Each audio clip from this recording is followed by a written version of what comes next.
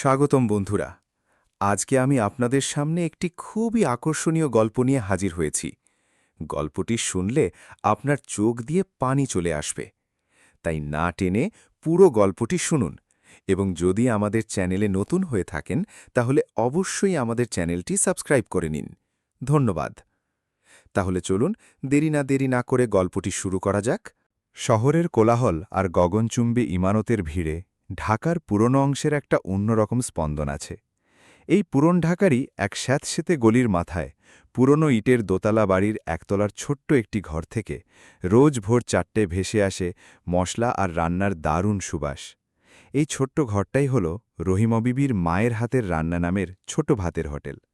রহিমা বিবির বয়স 50 পেরিয়েছে, চেহারায় কঠোর সংগ্রামের বলিরেখা, কিন্তু চোখে এক অসীম প্রশান্তি। পরনে সবসময় সাধারণ সুতির শাড়ি, আর হাতে দুগাছি সাধারণ কাচের চুড়ি। আজ তবে দিনটা তার জন্য অন্যরকম। আজ তার একমাত্র মেয়ে সুমাইয়ার বিবাহবার্ষিকী। রহিমা বিবি টানা 1 মাস রাত জেগে নিজের হাতে একটা বিশেষ কাঁথা সেলাই করেছেন। এটা সাধারণ কোনো কাঁথা নয়। এতে জুড়ে আছে সুমাইয়ার ছোটবেলার প্রথম ফ্রকের টুকরো, রহিমার নিজের বিয়ের শাড়ির পাড়, আর সুমাইয়ার মৃত বাবার একটা পুরনো শার্টের অংশ। এই কাঁথা কি শুধুই কিছু কাপড়ের টুকরো নয়, এটি এক মায়ের অসীম ভালোবাসা আর আশীর্বাদের প্রতীক। কাঁথাটি একটা সাধারণ কাগজে মুড়িয়ে প্লাস্টিকের ব্যাগে ভরে রহিমা বিবি বাসের উদ্দেশ্যে রওনা হলেন। বাসের ঝাঁকুনির তালে তালে তার মন ছুটছিল মেয়ে সুমাইয়ার শ্বশুরবাড়ির দিকে। আমার সুমাইয়াকে কেমন দেখাচ্ছে, আমার এই কাঁথাটা ওর নিশ্চয়ই খুব পছন্দ হবে, এই ভাবনায় তিনি বিভোর ছিলেন। অন্যদিকে শহরের সবচেয়ে অভিজাত এলাকায় অবস্থিত রয়্যাল গ্র্যান্ড হোটেল নাম শুনলেই সাধারণ মানুষের বুকের ভেতরটা কেমন করে ওঠে। বিশাল এই 5 তারা হোটেলের সামনে মার্সিডিজ, বিএমডব্লিউ এর মতো বিলাসবহুল গাড়ির সারি। আজ এই হোটেলের সবচেয়ে বড় ব্যাঙ্কুয়েট হলটি সুমাইয়া আর তার স্বামী আরমানের বিবাহবার্ষিকী উদযাপনের জন্য ভাড়া করা হয়েছে। ভেতরের সাজসজ্জায় রীতিমতো টাকার গন্ধ ভাসছে। হলঘর সাজানো হয়েছে বিদেশ থেকে আনা দামি অর্কিড দিয়ে। সুমাইয়া একটা বিশাল মখমলের সোফায় বসে আছে, পরনে লাখ টাকার ডিজাইনার শাড়ি, গলায় হীরের নেকলেস। কিন্তু তার চোখে মুখে মায়ের জন্য অপেক্ষার চেয়ে টাকার অহংকার বেশি ঝরে পড়ছে। তার পাশেই দাঁড়িয়ে আছে স্বামী আরমান, পরনে দামি স্যুট, হাতে রোলেক্স ঘড়ি, আর চোখে মুখে এমন এক অহংকার যেন সে পৃথিবীর সবচেয়ে ক্ষমতাবান ব্যবসায়ী। আরমানের মা রোকেয়া বেগম যেন শূন্যে ভাসছেন। আগত অতিথিদের নিজের দামি গয়না দেখিয়ে উঁচু গলায় বলছিলেন, আমাদের আরমান ওর স্ত্রীর জন্য এই শাড়ি প্যারিস থেকে আনিয়েছে।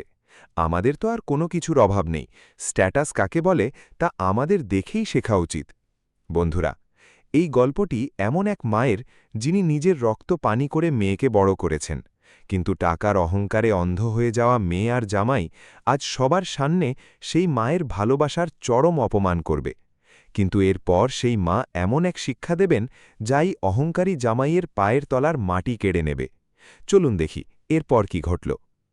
দুপুর গড়িয়ে গেছে।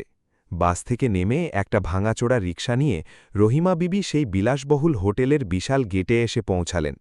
সিকিউরিটি গার্ড তার সাধারণ রূপ দেখে প্রথমে তাকে আটকাতে চাইল, কিন্তু তিনি যখন বললেন যে তিনি সুমাইয়ার মা, তখন গার্ড সন্দেহজনক দৃষ্টিতে তাকে ভেতরে যেতে দিল।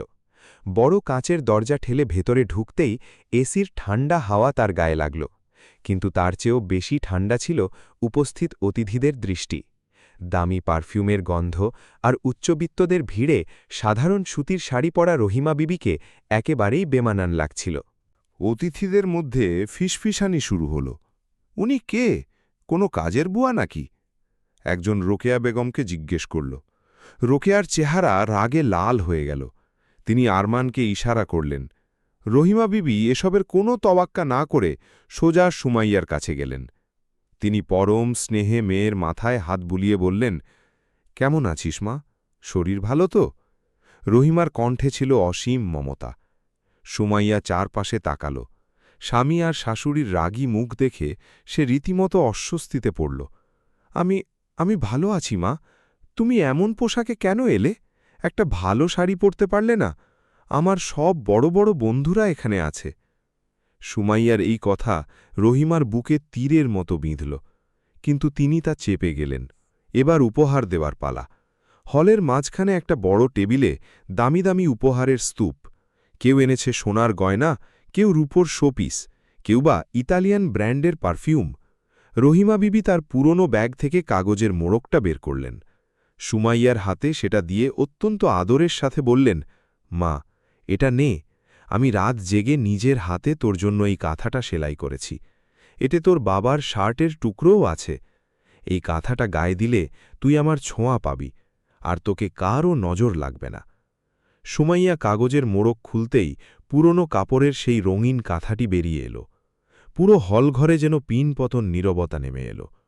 পরের মুহূর্তেই রোকেয়া বেগমের কর্কশ কণ্ঠস্বর শোনা গেল, ওমা, এসব কি অলক্ষণে ব্যাপার! এই ছেঁড়া ফাঁকা পুরনো কাপড়ের ন্যাকড়া আমার ছেলের বউ গায়ে দেবে? সুমাইয়া, তোমার মা কি ভিখারি নাকি? আমাদের বাড়ির কাজের লোকও এর চেয়ে ভালো কম্বল গায়ে দেয়। রহিমা বিবি চমকে উঠলেন, বেআইন সাহেবা, এগুলো ন্যাকড়া নয়, এগুলো আমার প্রাণ। এতে আমার মায়ের মমতা জড়ানো আছে। চুপ করো তুমি। আরমান হঠাৎ এগিয়ে এলো। তার কণ্ঠস্বর এতই রুক্ষ ছিল যে অতিথিরাও চমকে গেল। মমতা দেখাচ্ছ? বস্তির একটা ভাতের হোটেল চালানো মহিলা তুমি, তোমার স্টেটাসের কোনো জ্ঞান আছে? এটা রয়্যাল গ্র্যান্ড হোটেল, তোমার ওই পুরান ঢাকার দুর্গন্ধযুক্ত ভাতের হোটেল না। আরমান এখানেই থামল না। সে রহিমার একেবারে কাছে এসে দাঁত কটমট করে বলল, তোমাকে এখানে ডাকাটাই আমাদের সবচেয়ে বড় ভুল হয়েছে। তোমার নিজের কোনো যোগ্যতাই নেই। এই কাঁথার দাম কি? ২০ টাকা? ৫০ টাকা? আমার পায়ের জুতোর দাম তোমার ওই ভাতের হোটেলের সারা মাসের আয়ের চেয়েও বেশি। তোমার ওই বস্তির দুর্গন্ধ আসছে এই ন্যাকড়া থেকে। আরমান সুমাইয়ার হাত থেকে কাঁথাটা নির্মমভাবে কেড়ে নিল। আরমান, না! রহিমার মুখ থেকে আর্তনাদ বেরিয়ে এলো। কিন্তু আরমান কোনো চিন্তা না করেই সেই ভালোবাসায় মোড়ানো কাঁথাটি হলঘরের এক কোণে থাকা ডাস্টবিনের ভেতর ছুঁড়ে ফেলে দিল। হলঘরে শ্মশানের মতো নীরবতা। কেউ কেউ আড়ালে হাসছিল। রহিমা বিবি সুমাইয়ার দিকে তাকালেন। তার চোখ বলছিল, মা, কিছু তো বল, তোর স্বামীকে থামা, তোর মায়ের এত বড় অপমান হচ্ছে। কিন্তু সুমাইয়া মাথা নিচু করে রইল। টাকার অহংকার তার চোখ এমনভাবে অন্ধ করে দিয়েছিল যে জন্মদাত্রী মায়ের অপমান তার চোখে পড়ল না। স্বামীর ধমক খাবার ভয়ে বা নিজের মিথ্যে আভিজাত্য বাঁচানোর তাগিদে সে একটা শব্দও বলল না, বরং মায়ের দিক থেকে মুখ ফিরিয়ে নিল। রহিমা বিবির চোখ থেকে এক ফোঁটাও পানি পড়ল না, কিন্তু তার ভেতরটা একেবারে ভেঙে চুরমার হয়ে গেল। যে মেয়ের জন্য তিনি সারা জীবন হাড় ভাঙা খাটুনি খেটেছেন, সেই মেয়ে আজ টাকার স্তূপের সামনে দাঁড়িয়ে মায়ের অপমান হজম করে নিল। রহিমা বিবি কোনো চিৎকার করলেন না, কাউকে কিছু বললেন না। তিনি খুব শান্ত পায়ে ডাস্টবিনের কাছে গেলেন, নিচু হয়ে পরম আদরে সেই কাঁথাটি তুলে নিলেন। কাঁথার কোনায় লেগে থাকা ময়লাগুলো এমনভাবে মুছলেন যেন ওটা কাঁথা নয়, তার নিজেরই কোনো সন্তান। তিনি কাঁথাটা সযত্নে ভাঁজ করে বুকে চেপে ধরলেন। ব্যাগে ঢুকিয়ে ধীর পায়ে কাঁচের দরজা দিয়ে বেরিয়ে গেলেন। পেছন থেকে রোকেয়া বেগমের হাসির শব্দ ভেসে আসছিল। যাক বাবা, আপদ বিদায় হল। ওয়েটার, এখানে একটু রুম ফ্রেশনার ছিটিয়ে দাও তো, কেমন যেন বস্তির গন্ধ আসছে। রহিমা বিবি একবারও ফিরে তাকালেন না। অপমানের সেই দুপুর পেছনে ফেলে রহিমা বিবি বাসে করে নিজের ছোট্ট ঘরে ফিরলেন। তার চোখের সামনে কেবল একটাই দৃশ্য ভাসছিল, আরমান কাঁথাটা ডাস্টবিনে ছুঁড়ে ফেলছে আর সুমাইয়া মুখ ফিরিয়ে নিচ্ছে। রাত 10টা বেজে গেছে। গলিতে শুনশান নীরবতা। রহিমা বিবি দরজা বন্ধ করে দিলেন। ব্যাগ থেকে কাঁথাটি বের করলেন। যে কাঁথায় তিনি নিজের প্রাণ ঢেলেছিলেন তা আজ এমন নির্মমভাবে ডাস্টবিনে ফেলে দেওয়া হল। ঘরের এক কোণে একটা পুরনো কাঠের টুলের ওপর তার স্বামী মৃত মকবুল সাহেবের ছবি রাখা ছিল। ছবির শুকনো ফুলের মালার দিকে তাকিয়ে তিনি হু হু করে কেঁদে উঠলেন। দেখলে মকবুল, আমাদের সুমাইয়ার টাকার এত অহংকার হয়েছে যে মায়ের ভালোবাসাকেও ওর ডাস্টবিনের ময়লা মনে হয়। আমি কোথায় ভুল করলাম? আমার শিক্ষায় ভুল ছিল নাকি টাকা বেশি বড় হয়ে গেল? রহিমা বিবির চোখ তখন ২০ বছর আগের অতীতে হারিয়ে গেছে। মকবুল সাহেব একটা জুট মিলে কাজ করতেন। অভাবের সংসার হলেও সুখের কমতি ছিল না। সুমাইয়ার বয়স তখন মাত্র ৫ বছর। হঠাৎ একদিন মিলে এক ভয়াবহ দুর্ঘটনায় মকবুল সাহেব চিরতরে পৃথিবী ছেড়ে চলে যান। রহিমার মাথায় আকাশ ভেঙে পড়ে। হাতে একটা পয়সাও ছিল না। আত্মীয় স্বজন, প্রতিবেশী সবাই কেবল সান্ত্বনা দিতে এলো, কিন্তু কেউ একটা টাকার সাহায্য করল না। এই বিধবা মেয়েটা এখন কি করবে? মেয়েকে খাওয়াবে কি?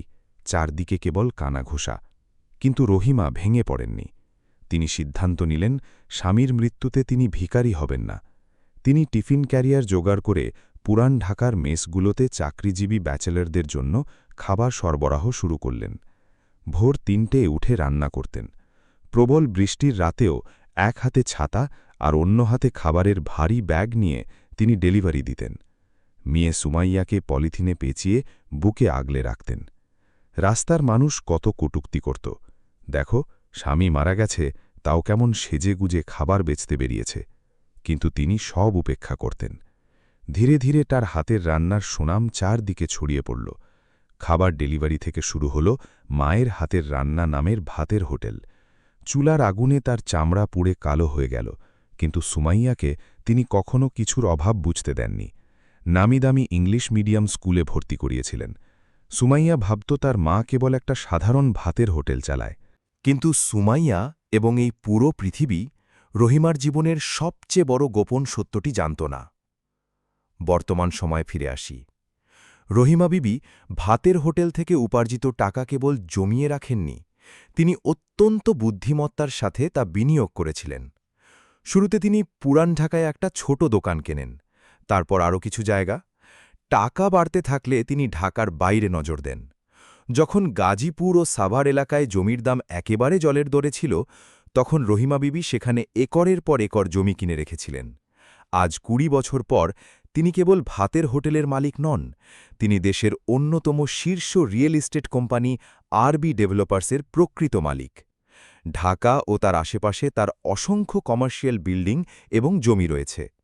তার মোট সম্পদের পরিমাণ শত কোটি টাকারও উপরে। কিন্তু এত বড় কোটিপতি হয়েও তিনি কেন বস্তিতে থাকতেন?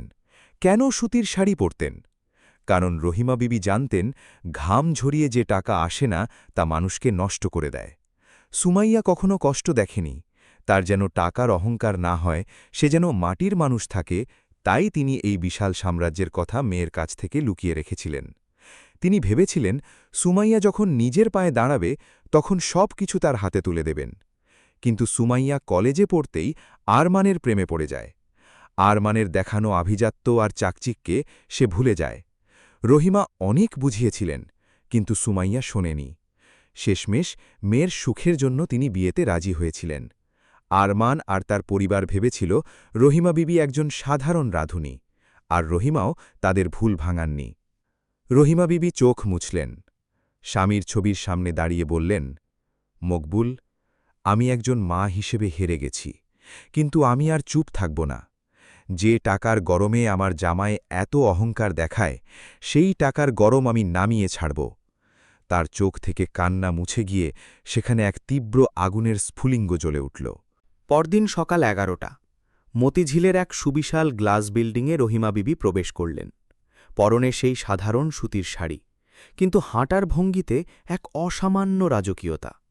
বিল্ডিংয়ের সিকিউরিটি গার্ড তাকে দেখেই শটান স্যালিউট দিল। লিফটে করে তিনি সোজা ১২ তলায় উঠলেন। আহমেদ লিগাল অ্যাসোসিয়েটসের বড় অফিসে ঢুকতেই সমস্ত স্টাফ সসম্মানে উঠে দাঁড়াল। রহিমা বিবি সোজা অ্যাডভোকেট ব্যারিস্টার ফাহিম আহমেদের কেবিনে ঢুকলেন।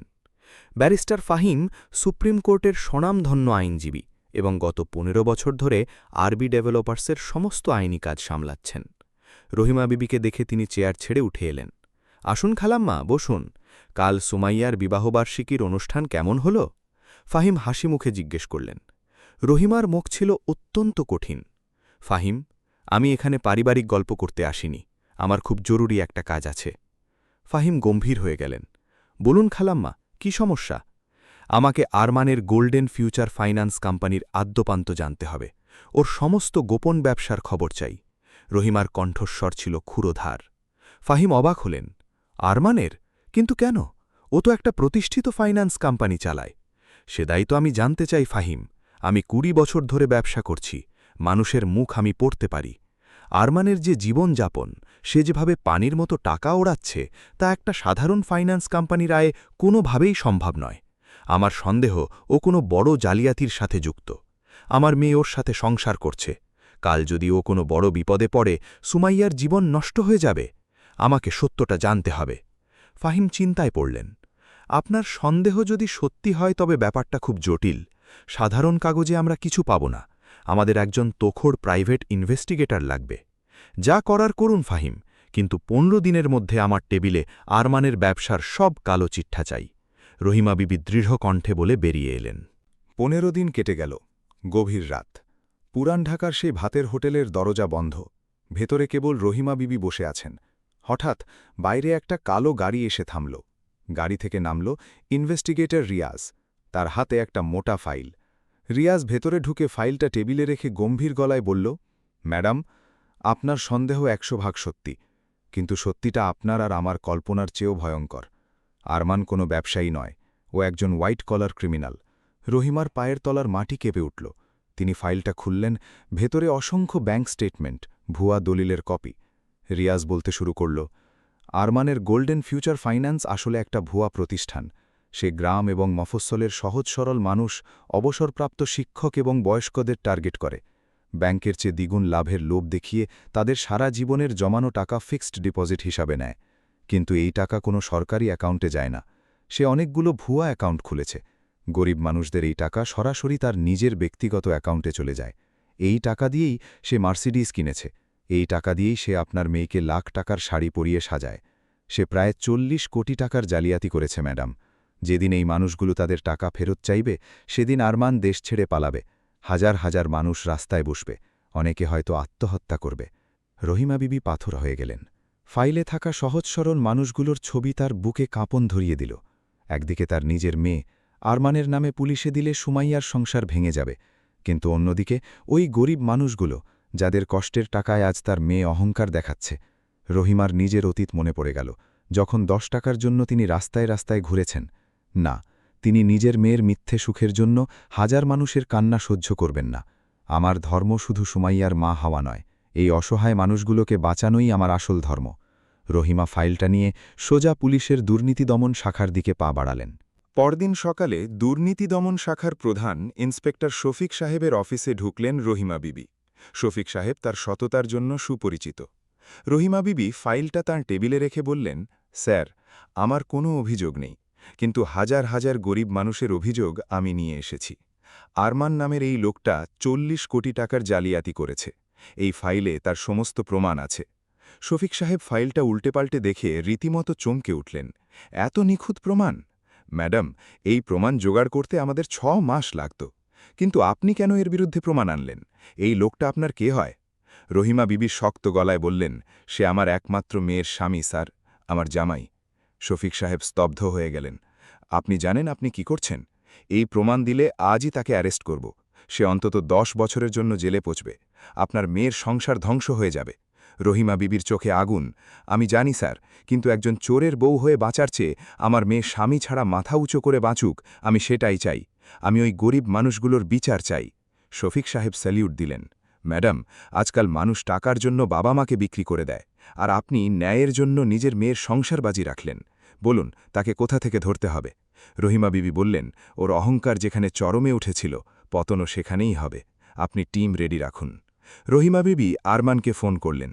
আরমান সাহেব, আমি জানি আমি আপনাদের যোগ্য নই, কিন্তু আমি সিদ্ধান্ত নিয়েছি আমার শেষ সম্বল হিসেবে যে সামান্য জায়গা জমি আছে তা আমি সুমাইয়ার নামে লিখে দেব।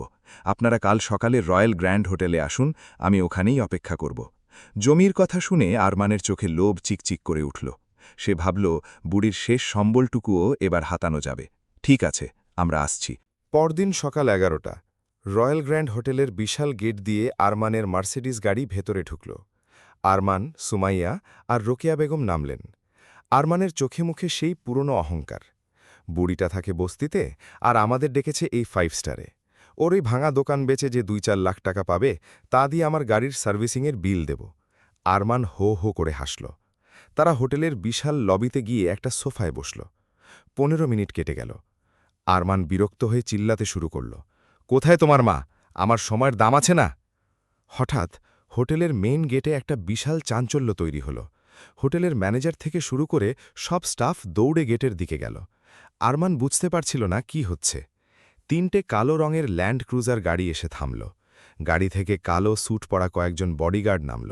তারা মাঝের গাড়ির দরজা খুলতেই যে মানুষটি নামলেন তাকে দেখে আরমানের চোখ কপালে উঠল। পরনে সেই সাধারণ সুতির শাড়ি, কিন্তু হাঁটার স্টাইল কোনো সম্রাজ্ঞীর চেয়ে কম নয়। তিনি রহিমা বিবি। তার সাথে হাঁটছেন ব্যারিস্টার ফাহিম এবং আরও কয়েকজন উকিল। হোটেলের ম্যানেজার রহিমা বিবিকে দেখে একেবারে 90 ডিগ্রি ঝুঁকে সালাম দিল। রহিমা বিবি সোজা আরমানের সোফার সামনে এসে দাঁড়ালেন। আরমান তার চোখের সানগ্লাস খুলে একটু তাচ্ছিল্যের সুরেই বলল, "কি ব্যাপার শাশুড়ি আম্মা? এসব ভাড়ার বডিগার্ড এনে কাকে ভয় দেখাচ্ছেন? আর এই ম্যানেজার আপনাকে সালাম দিচ্ছে কেন? হোটেলের খাবার সাপ্লাইয়ের কন্ট্রাক্ট পেলেন নাকি?" রহিমা বিবির চোখ ছিল স্থির। আরমান, তার কণ্ঠ পুরো লবিতে গমগম করে উঠল। যে মানুষের নিজের জীবনটাই একটা জালিয়াতি, তার সত্য বুঝতে একটু সময় লাগে। তিনি ফাহিমকে ইশারা করলেন। ফাহিম একটা ফাইল আরমানের মুখের ওপর ছুঁড়ে মারলেন। "খুলে দেখ আরমান!" রহিমা বিবি গর্জে উঠলেন। 15 দিন আগে যে হোটেলে দাঁড়িয়ে তুই আমার গরিবীর অপমান করেছিলি, আমার সেলাই করা কাঁথার ডাস্টবিনে ফেলেছিলি, এই রয়্যাল গ্র্যান্ড হোটেলের প্রতিটি ইট আমার কেনা। আমি আরবি ডেভেলপার্সের মালিক, রহিমা বিবি। এই কথা বোমার মতো ফাটল লবিতে। আরমানের মুখের রক্ত শূন্য হয়ে গেল। কাঁপা কাঁপা হাতে ফাইল খুলে জমির দলিল আর রহিমার সই দেখে তার পায়ের তলার মাটি সরে গেল। রোকেয়া বেগম ধপ করে সফায় বসে পড়লেন। সুমাইয়া কাঁদতে কাঁদতে বলল, "মা, তুমি এত বড় ধনী, তাহলে আমাকে কেন বলনি? কেন তুমি বস্তিতে থাকতে গেলে?" রহিমা সুমাইয়ার দিকে এক তীব্র ঘৃণার দৃষ্টিতে তাকালেন। "কারণ সুমাইয়া, আমি দেখতে চেয়েছিলাম টাকা ছাড়া তুই আসলে কি। আমি রাস্তায় রাস্তায় ঘুরে তোর জন্য এই সাম্রাজ্য গড়েছিলাম, কিন্তু তুই কি করলি? একজন চোর আর জালিয়াতির টাকায় অন্ধ হয়ে নিজের জন্মদাত্রী মায়ের ভালোবাসাকে ডাস্টবিনে ফেলে দিলি।" আরমান তখন কাঁপতে কাঁপতে রহিমার পায়ের কাছে বসে পড়ল। "আমাকে মাফ করে দিন মা, আমি জানতাম না আপনি এত বড় মানুষ। আমরা সব একসাথেই সামলাব।" রহিমা তাকে লাথি মেরে সরিয়ে দিলেন। "তুই আমার সম্পত্তি সামলাবি? তুই তো হাজার হাজার গরিব মানুষের রক্ত চুষে খেয়েছিস।" ঠিক তখনই বাইরে পুলিশের সাইরেন বেজে উঠল। ইন্সপেক্টর শাফিকের নেতৃত্বে বিশাল পুলিশ ফোর্স লবিতে ঢুকল। আরমানকে দেখে শাফিক সাহেব বললেন, "আরমান, তোমার খেলা শেষ। 40 কোটি টাকার ফ্রড কেসে তোমাকে অ্যারেস্ট করা হচ্ছে।" সুমাইয়ার মনে হল কেউ যেন তার গায়ে গরম তেল ঢেলে দিয়েছে। তার টাকার অহংকার চোখের সামনে বালির প্রাসাদের মতো ভেঙে পড়ল। সে মাটিতে বসে হাউমাউ করে কাঁদতে লাগল। পুলিশ আরমানকে হাতকড়া পড়াল। হাতকড়ার খটাং শব্দে আরমানের সমস্ত অহংকার মাটিতে মিশে গেল। সে রহিমার পায়ে পড়ে ভিক্ষে চাইল, কিন্তু কেউ তার কথা শুনল না। পুলিশ তাকে টেনে হিচড়ে গাড়িতে তুলে নিয়ে গেল। রহিমা সুমাইয়ার দিকে একবার তাকালেন। "এটা তোর কর্মের ফল সুমাইয়া।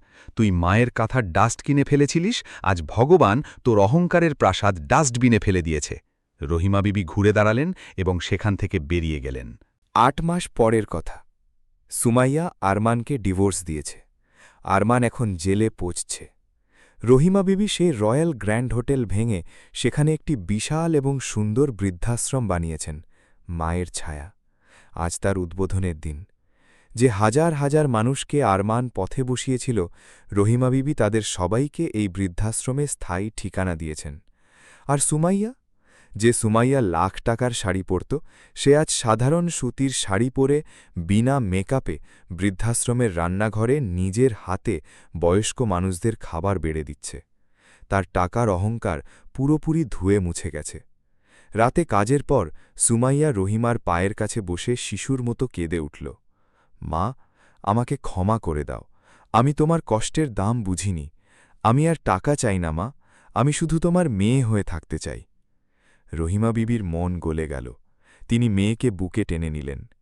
"তোর ভেতরের অহংকারের ময়লা আজ পরিষ্কার হয়ে গেছে মা।"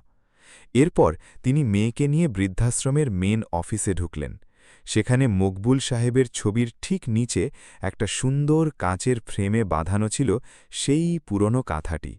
যে কাঁথাটিকে আরমান ডাস্টবিনে ফেলেছিল, রহিমা বিবি সেটিকে পরম যত্নে তুলে রেখেছিলেন। "সুমাইয়া, টাকা, হোটেল, গাড়ি সব একদিন শেষ হয়ে যায়, কিন্তু আমার ঘাম আর ভালোবাসায় বোনা এই কাঁথাই তোর আসল সম্পত্তি। এটা তোকে মনে করাবে, মানুষ যত বড়ই হোক না কেন, তার পা যেন সবসময় মাটিতে থাকে।" সুমাইয়া কাঁদতে কাঁদতে সেই ফ্রেম জড়িয়ে ধরল। বন্ধুরা, টাকা দিয়ে পৃথিবীতে সব কেনা যায়, কিন্তু বাবা মায়ের ঘাম আর তাদের দেওয়া শিক্ষা কোনো বাজারে পাওয়া যায় না। মিথ্যে অহংকারের প্রাসাদ একদিন ঠিকই ভেঙে পড়ে, কিন্তু ভালোবাসার কাঁথা কখনো পুরনো হয় না। গল্পটি আপনাদের কেমন লাগলো তা অবশ্যই কমেন্ট করে জানাবেন। ধন্যবাদ।